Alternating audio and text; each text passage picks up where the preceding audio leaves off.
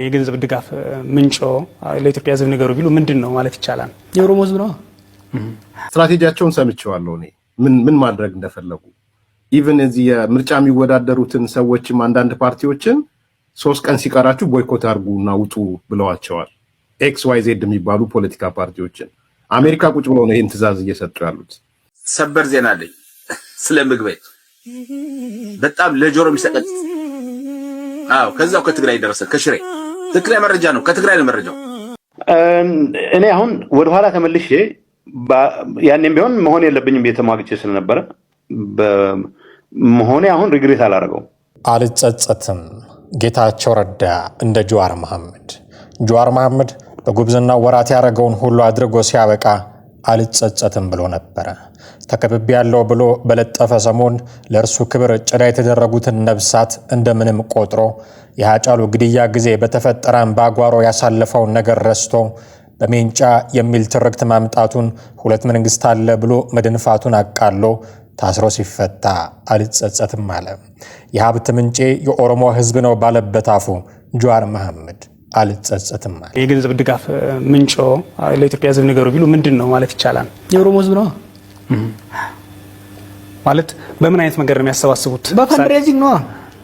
ግልጽ እኮ ነው። እኛ በአመት እና ፈንድሬዝ እናደርጋለን። እያንዳንዱ ስሙን የምትገባው ገቢዎች ያውቃታል። ከዚህ ጋር ተያይዞ የሀብታም የመሆን ምኞት አለዎት ማለት አንዳንድ ሚዲያዎችን እርሶ ጠቅሏቸዋን ሲባል ናዋሽ ኤፍኤምን እና ፊንፊኔን ከዛም አልፎ ፊንፊኔ ኢንተርሴፕት እርሶ ነው ሲባል እንሰማለን። ኦኤምኤን አለና ምናልባት ካፒታሊስት የመሆንና ሀብታም የመሆን ፍላጎቶ ምን ያህል ነው? እንዲህ በኩራት እየተናገረ የአዲስ አበባን ሕዝብ ውሃ መከልከል እንችላለን እያለ ኦሮሚያን መገንጠል ለኔ ቀላል ነበር እያለ ሲናገር የከረመው ጀዋር ዘመነ ጉብዝናው ሲከዳው እልፍ በቀኙ እልፍ በግራው የሚያሳልፍበት አቅም ሲያጥረው መጽሐፍ ጻፈና አልጸጸትም አለ። ይህንን ቃል አሁን ዳግመኛ ሰማ ነው ከአቶ ጌታቸው ረዳ አንደበት። አቶ ጌታቸው ረዳ አልጸጸትም ማለት የጀመሩት አሁን አይደለም። ከፕሬዝዳንትነት ከተነሱ በኋላ በነበረ ጊዜያቸውም እንዲሁ ብለው ነበረ። ፕሬዝዳንት መሆን ስተት ነበር። በዚህ ምን ሆነ? ፕሬዝዳንት መሆን ስተት ነበር። እኔ አሁን ወደ ኋላ ተመልሼ ያኔም ቢሆን መሆን የለብኝም እየተሟግቼ ስለነበረ መሆኔ አሁን ሪግሬት አላደረገው። በመሆኔ ምክንያት የፈጠርኩት ያገዝኩት የለውጥ መንፈስ አለ። እውነት ልንገርህ፣ አንደኛ መሪ ሁሉን ነገር ካላረግኩ እኔ የሚሉትን ካልተቀበልኩ ብሎ ለያዥ ለገራዥ የሚያስቸክርበት ስርዓት ያከተመ መሆን አሳይቻለሁ። እኔን ከተማ ውስጥ ሆኖ እየተደጎመ መገደል አለበት የሚል ሰው ያለ ስጋት መኖር እንደሚችል አደረገ። ሌላ እኮ ማድረግ አያስፈልግም። የፖሊስ ኃይል መላክ አያስፈልግም። ወስታ መኖር እንደሚችል ማሳየት፣ ይሄ ትዕግስት ሊኖረው የሚችል ፕሬዝዳንት እንዲኖር እንትን ስለሆንኩ ምሳሌ ስለሆንኩ ጠቅም ያለሆናለሁ። ታዲያ አሁንም ይህንኑ ንግግራቸውን በመድገም ለትግራይ እንቅፋት የሚሆን ስራ ስላልሰራው ህሊናዬ እረፍት አለውና አልጸጸትም ብለዋል አቶ ጌታቸው ረዳ። ትናንት ምሽት የቀድሞ የትግራይ ክልል ጊዜያዊ አስተዳደር ፕሬዝዳንት አቶ ጌታቸው ረዳ ለትግራይ ህዝብ ተከታዩን መልእክት አስተላልፈዋል። የትግራይ ህዝብ የትግሌ መሰረትና የህልውና የመታወቂያ ነው። ከትግራይ ከወጣው 1 ዓመት ቢሞላኝም አቋሜ ግን ከትግራይ ህዝብ ፍላጎትና ተስፋ ጋር እንደጸና ነው።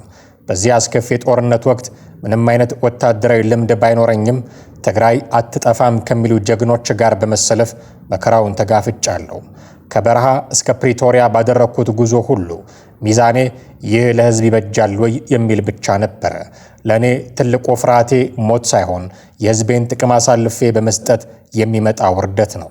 በትግራይ ጊዜያዊ አስተዳደር በነበርኩበት ወቅትም ትግራይን ወደ አዲስ የሰላም ምዕራፍ ለማሸጋገርና ወጣቱ ካለፈው የታሪክ ጠባሳ እንዲያርፍ ጥሬያለሁ። ስልጣንን ከፓርቲ ተጽዕኖ ለማላቀቅና የሐሳብ ገበያ እንዲሰፍን የቻልኩትን አድርጌያለሁ።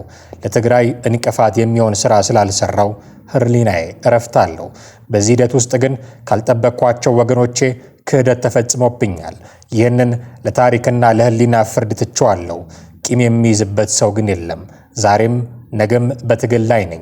ትኩረቴም በትግራይ ጥቅም ላይ ነው። እኔን በማግለል ሊያሳኩት ያሰቡት ህዝባዊ ዓላማ ካለ እስካሁን አልታየም። ይልቁንም በህዝብ ስም መስረቅ፣ መዋሸትና የተፈናቃዮችን ስቃይ ማራዘም ላይ ተጠምደዋል። የእነዚህ አካላት ፀሐይ እየጠለቀች መሆኑን ራሳቸውም ያውቁታል። ወጣቱን ለጥፋት ቢቀሰቅሱም ህዝቡ ነቅቶባቸዋል። ትልቁ ስጋቴ ግን ሲጠፉ እኛንም ይዘው እንዳይጠፉ ነው። በድል ያገናኘን። አቶ ጌታቸው ረዳ የጠቅላይ ሚኒስትሩ የምስራቅ አፍሪካ አማካሪ ሚኒስትር። የአሜሪካ የውጭ ጉዳይ ሚኒስትር ማርኮ ሩቢዮ ከጠቅላይ ሚኒስትር አብይ አህመድ ጋር በስልክ ተወያዩ። የአሜሪካ ውጭ ጉዳይ ሚኒስትር ማርኮ ሩቢዮ እና የኢትዮጵያው ጠቅላይ ሚኒስትር አብይ አህመድ ባደረጉት የሁለትዮሽ ውይይት በበርካታ ቁልፍ ጉዳዮች ላይ መምከራቸውን የአሜሪካ ውጭ ጉዳይ መስሪያ ቤት አስታውቋል። ሁለቱ መሪዎች በተለይም በቀጠናዊ መረጋጋትና በጋራ የደህንነት ጉዳዮች ላይ ትኩረት አድርገው መወያየታቸው ታውቋል።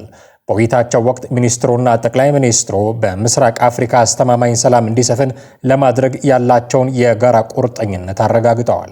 ከዚህ በተጨማሪም በጸረ ሽብርተኝነት ተግባራት ዙሪያ ያለውን ትብብር ይበልጥ ማጠናከር በሚቻልባቸው መንገዶች ላይ ሰፊ ምክክር ያደረጉ ሲሆን ይህም በቀጠናው ያለውን የጸጥታ ስጋት ለመቀነስ ከፍተኛ ሚና እንደሚኖረው ተመላክቷል። የሁለቱን ሀገራት የኢኮኖሚ ብልጽግና ማሳደግ ሌላው የውይይቱ ዋነኛ አካል ነበር። መሪዎቹ የሁለቱን ሀገራት የንግድና የኢኮኖሚ ግንኙነት በማጠናከር ረገድ ያላቸውን ፍላጎት የገለጹ ሲሆን በአፍሪካ ቀንድ ለሚታየው ዘላቂ ልማትና የረጅም ጊዜ ደህንነት ጠንካራ መሰረት ለመጣል በጋራ ለመስራትም ተስማምተዋል። የጄኔራሉ ሚስጥር ተጋለጠ። በቅርብ ቀናት ውስጥ እጅግ መነጋገሪያ ሆኖ የቆየው ጀነራል ምግበይ ኃይለ ያከማቸው ሀብትና ንብረት ብቻ አይደለም የሚሉ መረጃዎች ከወደ ሽሬ እየተሰሙ መሆናቸው ታውቋል። የወርቅ ዘራፊ አይደለሁም፣ ነገር ግን ብዙ ቢዝነስ ነበረኝ ያለው ይኸው ዝነኛ ጀነራል አሁን ደግሞ ሽሬ ውስጥ ብቻ ያከማቻቸው ብዙ ልጆች እንዳሉት ነው እየተሰማ ያለው። ሰበር ዜና አለኝ ስለ ምግበይ በጣም ለጆሮ የሚሰቀጥ ከዛው ከትግራይ ደረሰ ከሽሬ ትክክለኛ መረጃ ነው። ከትግራይ ነው መረጃው። መረጃው ከሽሬ ነው። እና ምግበይ ለካ ሀብት ብቻ ለሚያከማቸው ምግበይ ገንዘብ ብቻ ለሚያከማቸው ልጆች አከማችቷል። ከተለያዩ እህቶች በመውለድ ወጣት ልጆችን አንጡልኝ እቺን አንጧት እያለ ከብዙ ልጆች ወልደዋል። የት ሽሬ ካበን አይሽ ተቆልዑ ቃል በቃል የነገረችም ደግሞ ሴት ናት። የዛው የሽሬ ሴት በቃ እቺን አንጡልኝ ነው 18 19 ዓመት ህወሓት ከትግራይ ሲነሳ ይሄ ትንሹ ነው። ለጆሮ የሚሰቀጥጥ ገና ወደ ሰማላት ለጆሮ የሚሰቀጥጥ ለመስማት እኔ አሁን በጣም ገረመኝ። የ18 የ19 የ17 ከልጅ ልጆቹ ጋር ማለት ነው ከልጅ ልጆቹ ጋር ይተኛል ይሄ ሰውዬ። እንደዚህ አይነት ብልግና እንደዚህ አይነት ነው። ከአሜሪካ እስከ አዲስ አበባ መጪው ምርጫ ላይ ያንዣበበው አዲስ አደጋ፣ የአርሲውን እልቂት በአዲስ አበባ ለመድገም የሚደረግ ሩጫ፣ የጄኔራሉ ሹመት ምስጢራዊ አንድምታ። በያዝነው ዓመት ኢትዮጵያ 7ኛውን ምርጫ ታደርጋለች። ይህን ምርጫ እንደ ጥሩ አጋጣሚ በመጠቀም ድብቅ ፍላጎታቸውን ለማስፈጸም የሚሯሯጡ ፓርቲዎች አሉ ይለናል ኤርሚያስ ለገሰ። መቀመጫቸውን አሜሪካን ሀገር አድርገው ዶላር የሚረዱ ወዳጆቻቸውን የተማመኑ አርሲ ላይ ግፍ ከሚፈጽሙ አካላት ጋር ግንኙነት የፈጠሩ ፓርቲዎች አዲስ አበባ ላይ ያሰቡት ነገር ስላለ ነው አዲስ የፖሊስ ኃላፊ የተሾመውም ባይ ነው ኤርሚያስ ለገሰ። ስትራቴጂያቸውን ሰምቼዋለሁ እኔ ምን ማድረግ እንደፈለጉ። ኢቭን እዚህ የምርጫ የሚወዳደሩትን ሰዎችም አንዳንድ ፓርቲዎችን 3 ቀን ሲቀራችሁ ቦይኮት አድርጉና ውጡ ብለዋቸዋል። XYZ የሚባሉ ፖለቲካ ፓርቲዎችን አሜሪካ ቁጭ ብለው ነው ይህን ትዕዛዝ እየሰጡ ያሉት። ገንዘብ ልከዋል ለአንዳንድ የተቃዋሚ ፓርቲ ሰዎች ማለት ነው። ገንዘብ ማደራጃ ማንቀሳቀሻ ገንዘብ ልከዋል። ሶስተኛ እቺ የአርሲዋ ሙከራ በሌሎች ለማስፋፋት ጥረት እየተደረገ አዲስ አበባ ላይም ለማምጣት ጥረት እየተደረገ ነው። የአርሲውን ጨምሮ ሌሎች አካባቢዎች ሃይማኖት ተኮር ግድያዎች ለማድረግ ዝግጅቶች እንዳሉ መረጃዎች አለኝ። ዛሬ የአዲስ አበባ ፖሊስ ኮሚሽን ተቀይሮ አንዱ ጀነራል ፖሊስ ኮሚሽን ሆኗል እንደምታውቀው ከመከላከያ ውስጥ የነበረው እና የደህንነት የምናም ጥያቄዎች ያሉ ይመስላል። እቺ እስከ ምርጫ ያለችው ወቅት የህልውና ጉዳይ አይደል፣ እነሱ ህልውና የሚሏት የመኖር ያለመኖር ጉዳይ አድርገዋታል። ምዕራፍ 1 ማለት ባይ ኤኒ ሚንስ ምርጫው ከመካሄዱ በፊት አገሪቱን ግልብጥብጥ ማውጣት አለብን። ስለዚህ የዚህ የሙስሊም ብራዘርሁድ ኔትወርክ አለ አርሲ ላይ ያለው ቅድም ከጠቀስናቸው ሰዎች ጋር የተሳሰረ ይሄ ያልኩ ከምርጫ ቦርድ ጋር ምርጫ እንወዳደራለን የሚሉ ፓርቲዎች አሉ። ህዝብ ማነሳሳት ከቻሉ ቲፒኤልኤፍ አለ፣ እዛ ሞቢላይዝ አድርገን እንመጣለን የሚል ፋኖ አለ እንዳየኸው ግድያ የሚፈጽም አሁን ደግሞ ሸኔ ሰሞኑን በኃይለኛው የሰዎች እገታ ውስጥ የሰዎች እስር ውስጥ ተሰማርቷል። ሙሉ ለሙሉ የሽብር ስራ እየሰራ ነው። ስለዚህ የነዚህ ሁሉ ድምር አገሪቷን እንዴት ወደ ቀውስ ውስጥ እንከታታለን የሚል ራሱን የቻለ ትልቅ ፕሮጀክት ነው። አገር ማፍረስ ነው። በነገራችን ላይ ግልጽ እንድትሆኑ አንዳንዶች ምትል መጠመጡ አላችሁ። እነዚህ ሰዎች ኢትዮጵያ የሚል ቃል እንኳን አልተስማሙም። የኢትዮጵያ አንድነት አይደለም ኢትዮጵያ የሚለውን ቃል እንኳን አልተስማሙም። የኢትዮጵያ አንድነትማ ፈጽሞም አልተስማሙም። ይሄንን በደንብ አውቆ ይሄ የምታሽቃብጡ አላችሁ። እዛም እየመጣችሁ የምታሽቃብጡ እዚህ ስትመጡ ሌላ ነገር የምትሆኑ ሰው እኔ ሲሪየስሊ ነው የምነግራቸው። አላስተናግድም። እዚህ ሐሳብ ለምን አታመጣቸው? ኢትዮጵያን ላውክ የሚል ቀውስ ሊፈጥር የሚችል አዲስ ኮምፓስ አያስተናግድም። በህገ ወጥ መንገድ ሲዘዋወር የነበረ ህገ ወጥ ነዳጅ በቁጥጥር ስር ዋለ። መነሻውን ከጎንደር ከተማ አድርጎ ወደ ተለያዩ አካባቢዎች በህገ ወጥ መንገድ ሊሰራጭ የነበረ 19600 ሊትር ነዳጅ በህብረተሰቡ ጥቆማና በጸጥታ ኃይሉ የነቃ ክትትል በማይጸብር የፍተሻ ጣቢያ በቁጥጥር ስር ውሏል። ህገወጥ ነዳጁን በ98 በርሜል ጭነው ሲንቀሳቀሱ የነበሩ 3 የጭነት ተሽከርካሪዎችም የሰሌዳ ቁጥር ኤኤ 07895 ኤፍኤስአር የጭነት መኪና፣ የሰሌዳ ቁጥር ኤኤ 51915 ኤፍኤስአር የጭነት መኪና፣ የሰሌዳ ቁጥር ኤኤ 33692 አይሱዙ የጭነት መኪና በማይጸብር የፍተሻ ጣቢያ በቁጥጥር ስር መዋላቸውን ፖሊስ አስታውቋል። እነዚህ ተሽከርካሪዎች በአጠቃላይ 98 በርሜል ወይም 19600 ሊትር ነዳጅ በህገወጥ መንገድ ጭነው ሲጓጓዙ እንደነበረም ተረጋግጧል። በአሁኑ ወቅት በመንግስት በኩል የነዳጅ ዋጋ ማስተካከያ መደረጉን ተከትሎ እንዲህ ያሉ ህገወጥ የንግድ እንቅስቃሴዎች በሀገር ኢኮኖሚ ላይ ከፍተኛ ጫና እያሳደሩ ይገኛሉ። ድርጊቱ የህዝብን ተጠቃሚነት የሚያደናቅፍና ሰው ሰራሽ እጥረት እንዲፈጠር የሚያደርግ የኢኮኖሚ አሻጥር መሆኑን ያመላክታል። ነዳጁን መውረስ ብቻ ሳይሆን ይህንን ነዳጅ የቀዱና ለህገወጥ አዘዋዋሪዎች አሳልፈው የሰጡ የነዳጅ ማደያ ባለቤቶችን የመለየት ስራ በልዩ ትኩረት እየተሰራ መሆኑንም ፖሊስ አረጋግጧል። ህገወጥ ድርጊቱ ከምንጩ ካልተገታ በስተቀር የህግ የበላይነትን ማረጋገጥ እንደማይቻል በመገንዘብ በሰንሰለቱ ውስጥ ያሉ ተሳታፊዎች ላይ ጠንካራ ህጋዊ እርምጃ እንደሚወሰድም ጠቁመዋል።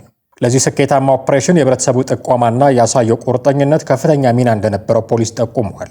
የአካባቢው ነዋሪዎች አካባቢያቸውን ከህገወጥ ደላሎችና አዘዋዋሪዎች ለመጠበቅ እያደረጉት ያለው ርብርብ የሚደነቅ መሆኑን ፖሊስ ገልጾ ለተደረገው ትብብር ምስጋናውን አቅርበዋል። የጸጥታ ኃይሉ እንዲህ አይነት የሀገርን ሀብት የሚያባክኑ ተግባራትን ለመከላከልና ፈጻሚዎቹን በቁጥጥር ስር ለመዋል ሁሌም ዝግጁ መሆኑን ያስታወቀ ሲሆን በቀጣይም ህብረት የተለመደ ድጋፉንና ጥቆማውን አጠናክሮ እንዲቀጥል ጥሪ አቅርበዋል። ይህ በእንዲህ እንዳለ የኢትዮጵያ ነዳጅ አቅራቢ ድርጅት ዋና ስራ አስፈጻሚ አቶ እስማኤልም በፌዴራል ፖሊስ ቁጥጥር ስር መዋላቸው ተነግረዋል። ግለሰቡ በቁጥጥር ስር የዋሉት ከነዳጅ ግዢ ሂደትና ከሀገር ውስጥ የነዳጅ ክምችት አያያዝ ጋር በተያያዘ በተነሳ ጥርጣሬ መሆኑ ተረጋግጧል። ባለፈው ሰኞ ዕለት አቶ እስማኤል በቢሮአቸው መደበኛ ስራ ተግባራቸውን በማከናወን ላይ ያሉ የፌዴራል ፖሊስ አባላት በድርጅቱ ግቢ ውስጥ በመገኘት ጥብቅ ፍተሻ አካሂደዋል። በወቅቱ የነበረውን ሁኔታ ያስረዱ የዓይን እማኞች እንደሚከተለው ገልጸዋል። ፖሊስ ድንገት ግቢውን በመክበብ ፍተሻ ሲያደርግ ነበረ። በዚህ ምክንያት የድርጅቱ ሰራተኞች ለበርካታ ሰዓታት ከስራ ቦታቸው እንዳይወጡ ተከልክለው ቆይተዋል። እስካሁን በይፋ ከሚመለከተው አካል የተሰጠ መግለጫ ባይኖርም የስራ አስፈጻሚ መታሰር ከሀገሪቱ የነዳጅ ዋስትናና ከግዢ ስምምነቶች ጋር ቀጥተኛ ግንኙነት እንዳለው እየተነገረ ይገኛል። ጉዳዩን በተመለከተ ተጨማሪ ምርመራዎችም እየተካሄዱ መሆናቸው ታውቀዋል። የዜናው ምንጭ መሰረት ሚዲያ ነው። የአሜሪካ ማዕከላዊ እዝ አዲስ ተንቀሳቃሽ ምስል ይፋ አደረገ። የኢራን የአየር ላይ ጥቃት አቅም በየቀኑ እየተዳከመ መሆኑንም ገልጿል። የአሜሪካ ማዕከላዊ እዝ ሴንትራል ኮማንድ ትናንት ረቡዕ መጋቢት 2 ቀን 2018 ዓ.ም በመካከለኛው ምስራቅ በኢራን ወታደራዊ ኢላማዎች ላይ የተሰነዘሩ ጥቃቶችን የሚያሳይ አዲስ ተንቀሳቃሽ ምስል ይፋ አድርጓል። እዙ በሰጠው መግለጫ የኢራን አገዛዝ ያለው የአየር ኃይል የውጊያ አቅም ከቀን ወደ ቀን በከፍተኛ ሁኔታ እየተዳከመ መሆኑን አስታውቋል። በወጣው ምስል ላይ የአሜሪካ ኃይሎች በኢራን ውስጥ የሚገኙ ተንቀሳቃሽ የሚሳኤል ማስወንጨፋዎችን፣ የድሮን ጣቢያዎችንና የጦር መሳሪያ ማከማቻዎችን በከፍተኛ ጥንቃቄ ሲያወድሙ ይታያል። የአሜሪካ ማዕከላዊ እዝ አዛዥ አድሚራል ብራድ ኮፐር እንደገለጹት ኦፕሬሽን ኤፒክ ፉሪ ከተጀመረበት ጊዜ አንስቶ የኢራን የድሮንና የባላስቲክ ሚሳኤል ጥቃቶች በከፍተኛ ሁኔታ ቀንሰዋል። የአሜሪካ ኃይሎች እስካሁን በኢራን ውስጥ ከ5500 በላይ ወታደራዊ ኢላማዎችን መምታታቸውን እዙ ገልጿል። ይህም የኢራንን የሚሳኤል የመተኮስ አቅም በሚታይ ሁኔታ ዝቅ አድርጎታል። የጋራ የጦር አዛዦች ምክር ቤት ሰብሳቢ ጄኔራል ዳን ኬን በሰጡት መግለጫ የኢራን የባላስቲክ ሚሳኤል ጥቃቶች ካለፈው ሳምንት አንስቶ በ90 በመቶ እንዲሁም የድሮን ጥቃቶች በ83 በመቶ መቀነሳቸውን አረጋግጠዋል። አድሚራል ብራድ ኮፐር እኛ የኢራንን ዛቻ ዝም ብለን መከላከል ብቻ ሳይሆን ጥቃቱን የሚሰነዝሩበትን መሰረተ ልማት በዘዴ እየበታተንን ነው ብለዋል። አሜሪካ በዚህ ዘመቻ ላይ የሰው ሰራሽ አስተውሎት ቴክኖሎጂን በመጠቀም የጠላትን እንቅስቃሴ በፍጥነት በመለየት እርምጃ እየወሰደች መሆኗም ተጠቅሷል። በሌላ በኩል ኢራን የአጸፋ እርምጃ ለመውሰድ በተለያዩ የባህረ ሰላጤ ሀገራት ላይ የሚሳኤል ጥቃቶችን እየሰነዘረች ቢሆንም አብዛኞቹ በአየር መከላከያ ስርዓቶች መክሸፋቸው ተገልጿል። ውጥረቱ በከፍተኛ ሁኔታ በጨመረበት በዚህ ወቅት አሜሪካ በቀጠናው ያላትን ወታደራዊ አቅም ማጠናከሯን ቀጥላለች።